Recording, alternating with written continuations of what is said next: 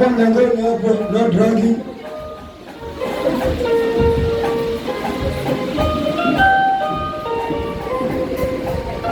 Hiyo sifa ilikuwa ya kipekee. Kama nasemaje wenzangu? Hiyo sifa ilikuwa ya kipekee.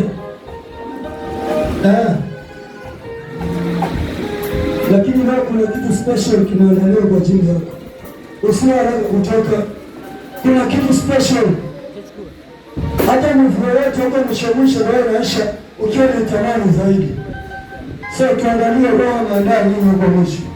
Ukienda mapema shauri zako. Ukitoka mapema shauri zako. Watu watulie. Nataka tutulie. Let us observe silence.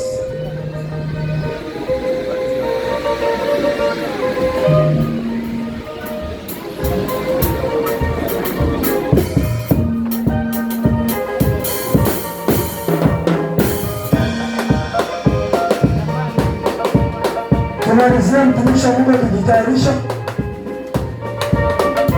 Mungu hapo anza mbele anafika sasa hivi. Tuna hamu kuondoka na hamu kusikia kwa Bwana. Wangapi wana hamu? Wangapi wana hamu kusikia kwa Bwana? Kila kitu Bwana anahitaji. Popote Yesu alipoenda hakutangulia watu. Watu walikuwa wanamsubiri. Huyu Bwana anakuja na nini leo? Hamu, kiu. So kama hawana kiu na neno la Mungu, my friend, uko katika njia tofauti na wenzako. Tusimame na watu wametulia, tusimame. Tumkaribishe mtumishi wa Mungu. Tusimame soteni. Hiyo ni heshima yake kwa kipindi hiki. Hii nafasi ni yake. Tumsikize. Tusikize Mungu. Tusikize roho ya Bwana. So tulia. Mwenye mtoto mchanga tuliza mtoto. Na kila na roho anavamia mtoto analeta distraction. Huyo mtoto acha atulie mpaka kipindi hiki kiishi. So tuweke mikono yetu kwa pamoja wakati mtumishi wa Mungu Pastor Esther anapopanda madhabahuni.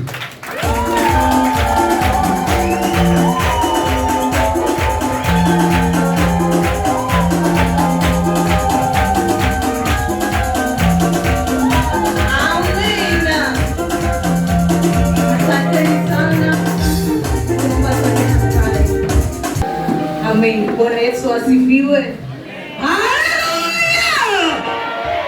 Amen. Nina furaha kubwa sana nikiwa nimesimama katika hii madhabahu teule. Hatutapoteza wakati, tunaenda na muda. Kitabu ni cha Warumi 8 kuanzia 31.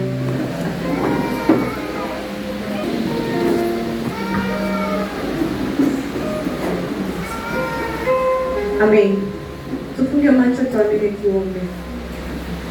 Ewe Mungu Baba uliyeziumba mbingu na nchi, ninainama chini ya miguu yako nikisema hakika wewe ni Ebeneza. Tazama Baba yangu nimesimama katika madhabahu yako Mfalme. Ninaomba Roho Mtakatifu akapate kuniongoza jinsi upendavyo. Neema yako na kibali chako kapate kusimama juu yangu. Ili Baba ukapate kusema nami kupitia watumishi wako Jehova. Tazama kwa mahali hapa ni kwa ajili ya kusikia neno kutoka kwako. Acha Mungu kapate kunipa kinywa ambacho kinatoka kwako Masia. Nikapate kunena ambayo yanahusu wewe Jehova. Nisipate kunena maneno yangu. Fungua masikio yao ya ndani na mioyo yao ili neno lako likapate kuingia ndani ya maisha yao. Pokea sifa na utukufu maana wewe ni Mungu mwaminifu. Kwa jina la Yesu Kristo nimeomba na kuamini Mungu ni hai.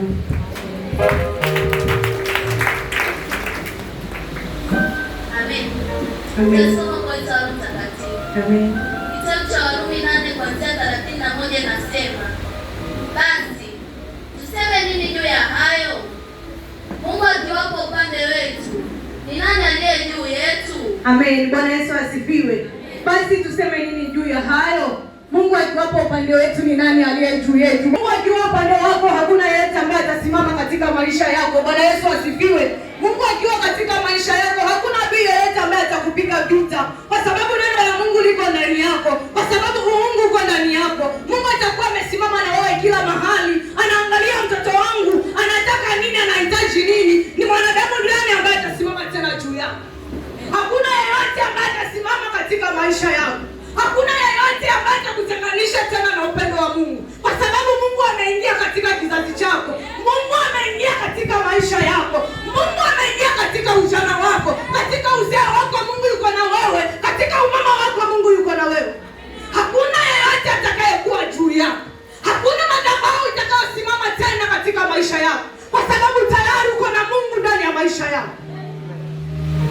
katika Zaburi inasema ya kwamba watenda mabaya waliponikaribia ili wanile nyama yangu, watesi wangu walianguka.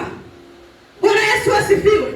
Jeshi lijapojipanga kupigana nami, moyo wangu hautaogopa, kwa sababu ninaye Mungu anayenipigania, kwa sababu kunaye Mungu aliye mlinzi wangu. Sitaogopa kamwe, hata wakasimama majeshi na majeshi. Kunaye Mungu anayesimama katika maisha yangu, kunaye Mungu aliye katika maisha yangu ananiongoza.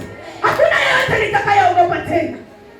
Hata vita vijapoinuka, bado ninalo tumaini kwa Mungu, ya kuwa Mungu yuko pamoja na mimi, ya kuwa Mungu atanipitisha katika hivi vita nilivyo navyo. Hakuna mwanadamu yeyote atakayesimama mbele yako, hakuna wachawi atakayesimama mbele yako, kwa sababu mpango wa Mungu uko ndani ya maisha yako, ya kwamba huyu ni mwanangu, nitamlinda, nitamtetea. Hakuna roho yoyote atakayesimama juu ya kizazi chako.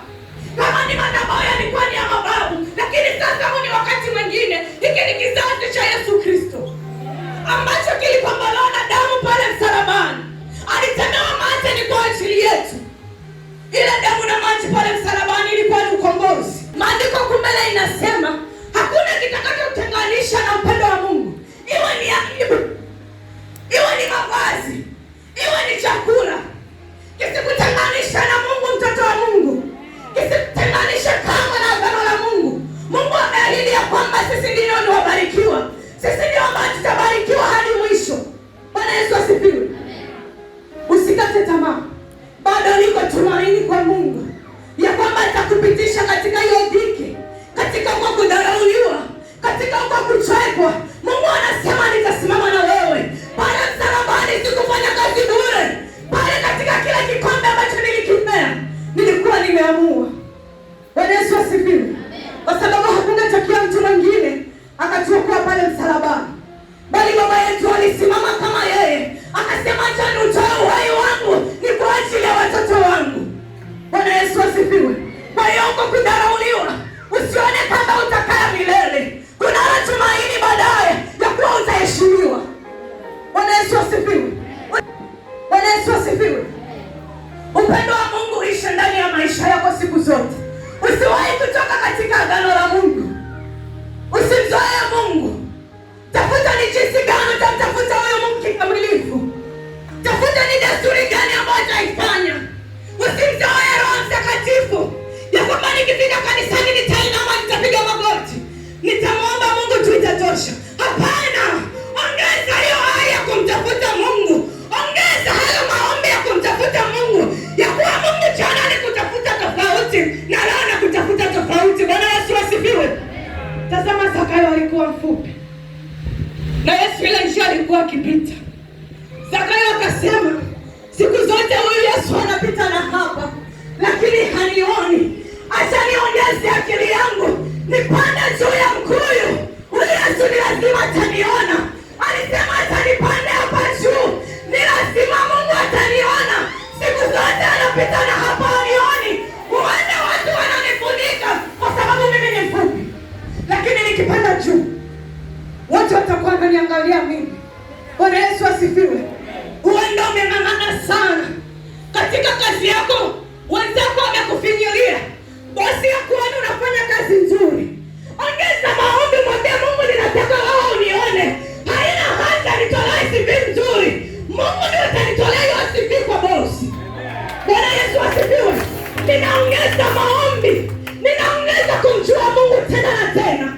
Sitamani kuwa jinsi nilivyo. Jana imepita na hii ni leo. Acha nilitangaze jina la Bwana. Bwana Yesu asifiwe. Mavazi yasikufanye ukamwacha Mungu. Njaa isikufanye ukamwacha Mungu. Usikate tamaa, maana amesema yeye akiwa upande wako, ni nani atakayekuwa juu yako?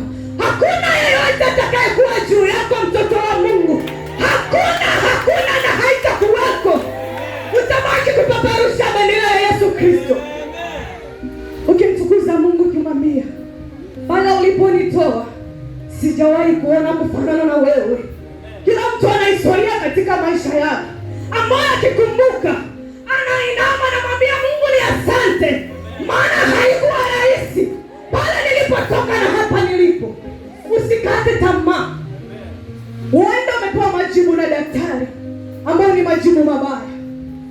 usikate tamaa. Kuna jibu moja la Mungu ya kuwa atakuponya katika huo ugonjwa, ya kuwa atakutoa katika hicho kifungo, ya kuwa atakupandisha katika ngazi nyingine. Daktari, hayo ni majibu yake tu. Siwahi kata tamaa. Kule nyumbani kuna shangazi yangu alienda hospitali. Akaambiwa wewe utakufa kwa sababu uko na kansa. Na ule daktari alitumia ile njia kwa sababu alikuwa ametibiwa na hakumaliza pesa kulipa. Yeye kitu ambacho alifanya, alikuwa na hofu. Akaenda akatafuta zile veli za kuzikiwa watu. Akakuja akaweka kwa nyumba. Akatafuta zile vitu zote za kuzikiwa mtu. Akaweka kwa nyumba. Anasema ninasubiria tu nikufe. Lakini hakujua kuwa mpango wa Mungu ulikuwa ndani yake. Ya kuwa yeye alikuwa ni majibu ya daktari ya uongo ambayo alifanya awe na hofu ndani yake, akafanya mambo ya kimwili.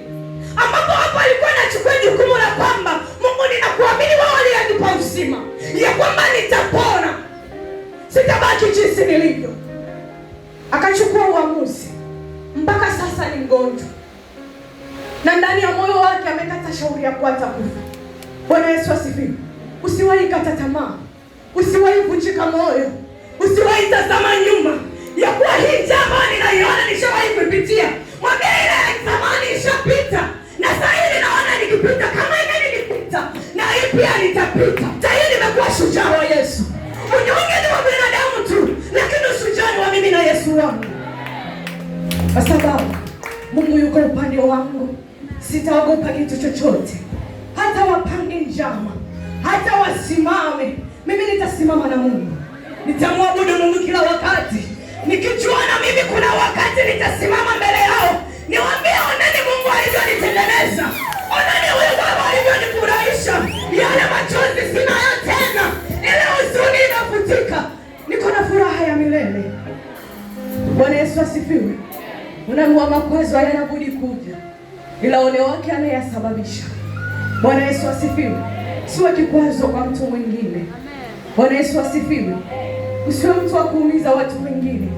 Ujue hicho ambacho unakifanya utakuja kufanywa maradufu. Bwana Yesu asifiwe.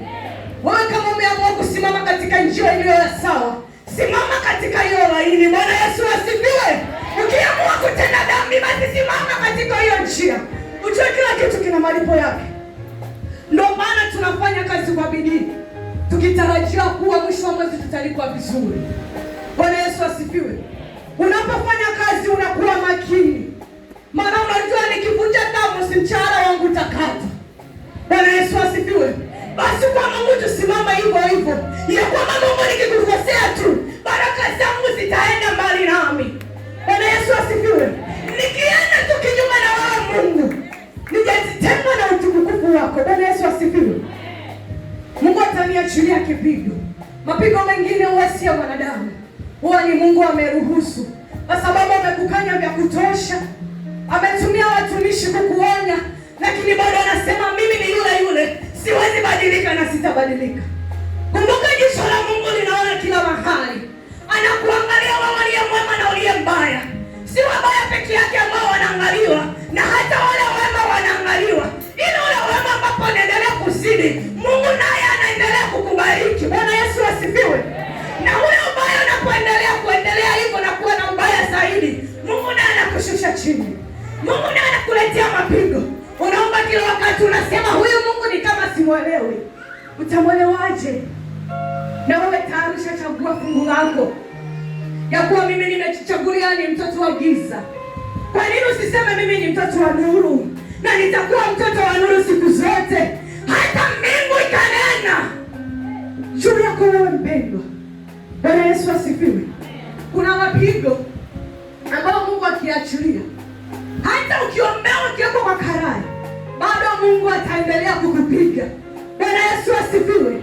Na Mungu anapoleta utukufu wake, hata waganga wakakaa kikao, bado utukufu wa Mungu utaonekana kwa wanadamu. Kwa huyu ni mwanangu mteule, hata iwaje mimi niko na yeye, hata wasemaje wasije ng'ombe na mbuzi, bado hiki ni chombo changu teule. Nimekiteua mimi mwenyewe, niliyekaa katika enzi.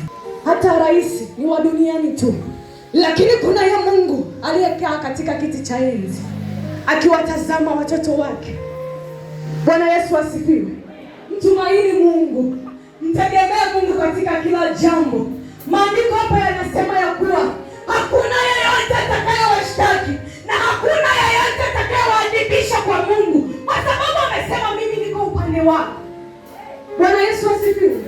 Hata mwanadamu akisema ya kwamba acha niangalie nione kama utafika, mwambie nitafika, maana hapa nilipo tayari Mungu amenifikisha. Wewe ni nani? Bwana Yesu asifiwe. Hayo maneno asikae katika kinywa chako. Eti aliniambia niangalie kama nitaona. Utaona nini? Macho unayo tayari, unaona baraka za Mungu. Utalipia hata gharama. Mwambie sawa, nitaona, ninajua nitaona utukufu wa Mungu. Sitaona mambo haya, sitaona kuteseka, sitaona shida tena. Maana kunaye Mungu anayejibu maombi.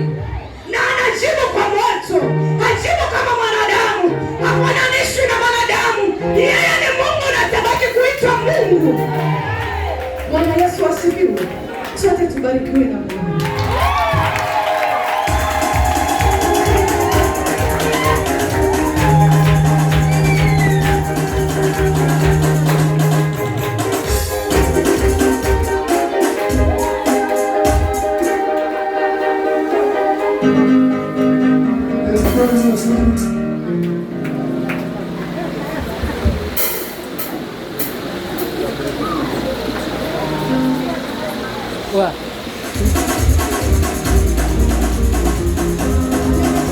Wangapi wamebarikiwa na neno?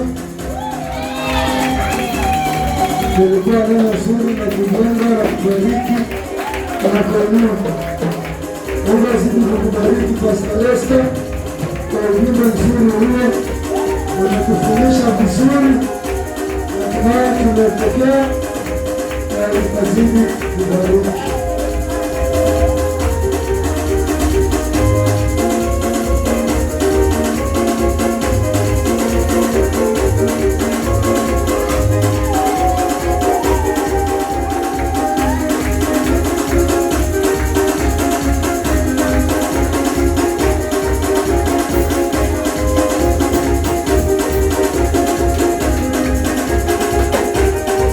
Mbarikiwe sana wana Jerusalem Fire Church, the blessing of the Holy Spirit. Tumefika tamati ya ibada ya vijana. The committee of Jerusalem tunawashukuru sisi kama vijana wa hapa, wazidi kutuamini na kutuinua, na wacha Mungu azidi kuwabariki. Si jambo